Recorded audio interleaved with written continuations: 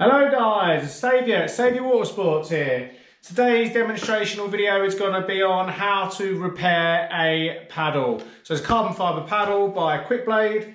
It's had a bit of a ding in here and it's got temporary fixed putty in there, which does exactly what it says on the tin. It's temporary fixed. So we're going to be using our SAVIOUR epoxy repair kits. Now this kit has everything you need in there. You're just going to need some clear lacquer and some masking tape. Right, so let's get cracking on this repair then. So get your 80 grit sandpaper. I always tear it in half and use half on this stage and half on the other stage in a minute. And the name of the game here is to sand all of the old white putty out. Being careful not to sand too much of the existing carbon that's there. You see I'm showing you there that my finger is black. That is exactly what we want, so that means you have sanded enough and now you are back to carbon. So that is what we want. I call it the pitted area. So that area which I'm showing you is lower now or below where the existing carbon was. So when we come to glass it or fiberglass it in a minute, it should sit in that pitted area. So you should feel on the edge between the sanded area and the carbon a slight recess, like I said, the pitted area, so the glass can fit nicely in there in a bit. And then tape up around the area you just sanded, so ready for the next stage, which is the glassing stage. Right, the next stage is the glassing stage and then a sanding stage again after that. So you want to mix up the perfect ratio, which is 2:1 on our eco-friendly epoxy. So in other words, if you put 10 epoxy in, you put 5 hardener in. Now in our mixing cups are super easy to see and easy to do. So just mixing it up here, mix it up for a good 30 seconds or so, making sure that you scrape all the way around the cup and all the way on the bottom of the cup. And make sure it's mixed correctly. Right, so grab your glass out of your pack. There's some 6-ounce cloth in there, and we want to cut a little section so it's slightly bigger than your repair. We're only going to do one layer because it's a light layup on paddles anyway. So one layer should be absolutely fine. And what you want to do is lay it on the paddle like so. Get your resin you just mixed up already. Pour a little bit over it and slowly squeeze it through until the whole area goes black and there's no white patches on the glass.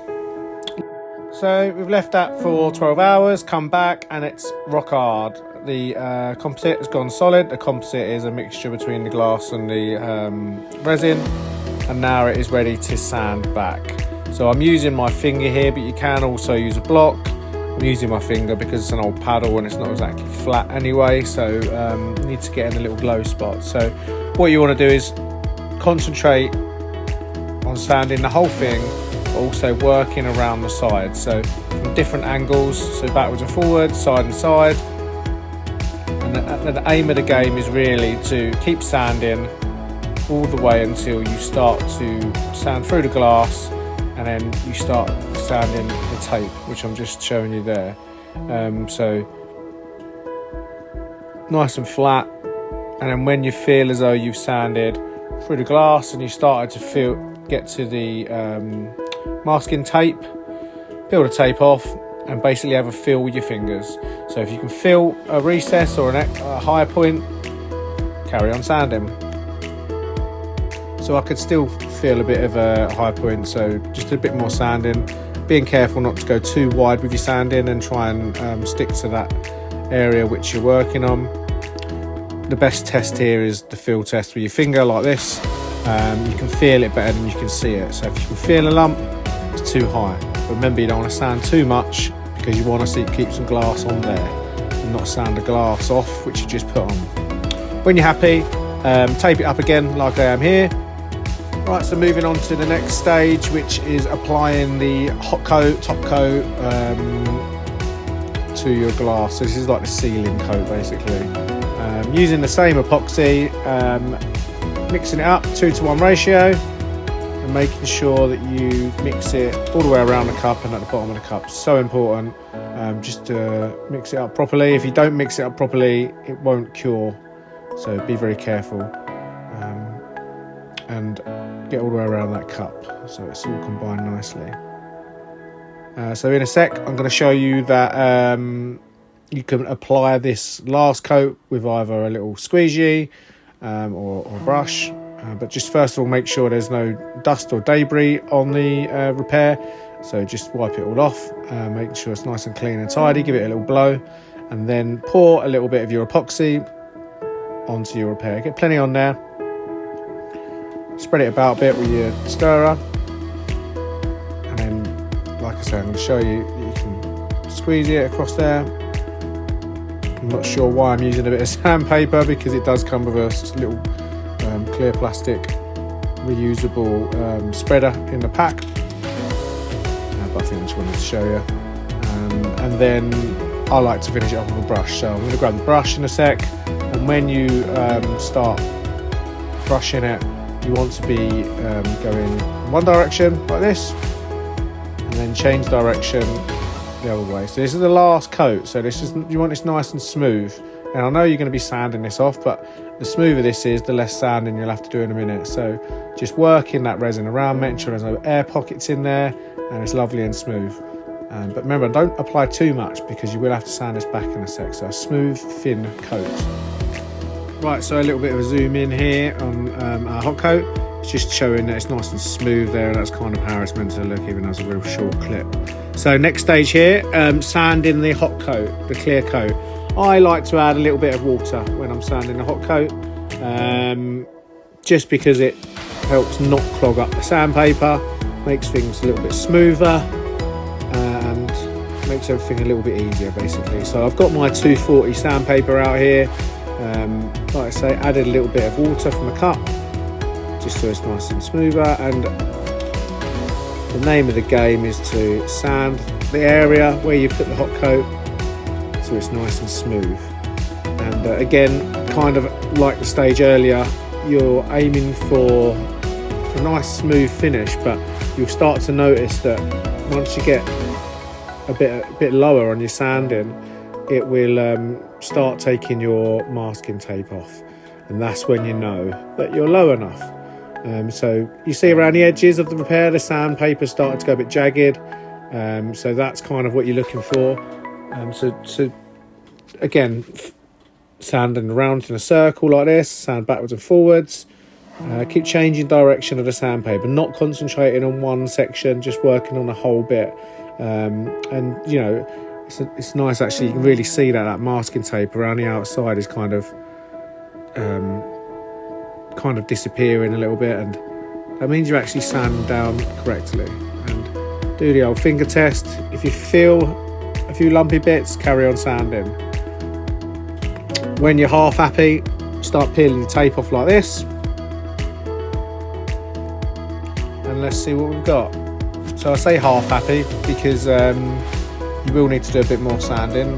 You know, as you take the tape off, you can feel and see a little bit more. So I'm just going to sand down a little bit more, so it's completely flat. You can see it, and like I say, the finger test is the best one out there really. Close them eyes and have a little stroke with your finger, and if you can feel lumpy bits, probably needs a bit more sanding, unless you're happy with a lumpy bit. Sometimes it's better to have a lumpy bit than a weak paddle, so don't sand too much off. Be very careful not to go too wide and not to sand too much, especially of the existing carbon that's there, because like I said earlier, it's very thin layup, these paddles, so very delicate, so don't sand too much or too hard.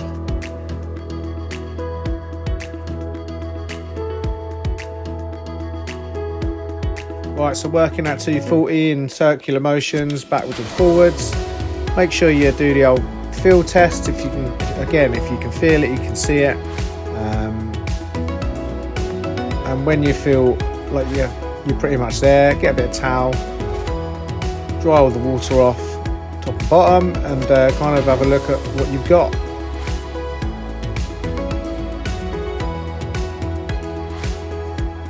So as you can see there, there's like a little shimmer of a different shade of black, but that will disappear in a minute when you do a top coat. So the next stage is kind of quite important, and sometimes in the boating world especially might get frowned upon a little bit, but this is a paddle and not a boat. So in an ideal world, you would probably, like a boat repair, use your sandpapers going up in grades. So that was a 240 I used. So you, in theory, you should go 320, 400, 600, 800, 1200 polish. But if you did that on this paddle, I'm explaining it here on the video, but I talk gibberish on the video, so I'm doing it over voiceover. So yeah, if I did that system on this, like I said, the paddles are so thin, I would end up sanding half of the clear lacquer and the construction out of the paddle. So the top tip, what I do, and I know a lot of other repairers in the country do this, is use clear lacquer. So clear lacquer is an aerosol can, which is a clear spray. You can get gloss, matte, or satin. I'm going to use a gloss coat on this, and basically build it up nice and slowly. It will add a nice finish to the paddle, and you can buy it in a 2-pack, so a 2K canister, or you can get it in a 1-part, which I'm using here because I know it's pretty tough anyway. So yeah, let's show you how to do that. So when you come into spraying, make sure there's no dust and nothing on top of the paddle, so it's nice and clean and tidy, and there's no dusty sections around you, which when you walk out are going to just blow into the clear lacquer you've done. We're going to have 3 coats on this. So this is the first coat about to go on, and all you're aiming to do on your first coat is go directly on the bit that you've repaired. You like that? And that already looks 10 times better. And once you've done that, you must walk away, because if you don't walk away, you'll end up spraying another one, another one, another one. It'll be too thick. So come back 10 minutes in between. This is your second coat. So go slightly wider. I'm going to say wider, slightly bigger area on the paddle. And again, make sure you walk away. Give it 10 minutes and come back for the third coat. There's nothing worse than putting too much clear lacquer on and you're getting a big drip on there. So be patient with this stage. And then this is the last coat. So on the last coat, you want to cover the whole blade. All right, so the whole blade's going to look nice and glossy and brand new. So it's key to go all the way up and around. Otherwise, in certain lights, it would look a bit strange. So that's it. And then you leave that for 24 hours, come back, and you'll be at this stage. And this is the awesome stage, okay? So this is finished, looking beautiful, solid, and looking as good as new. And that's pretty much it. Look at that. So you got a nice, clean, smooth repair there. You can't see the repair at all. And it's good for many more years. The customer was very happy with this repair. Like I say, let's stop landfill. Let's stop chucking things away that can be repaired. And if you care for your products, they care for you. Make sure you subscribe, guys.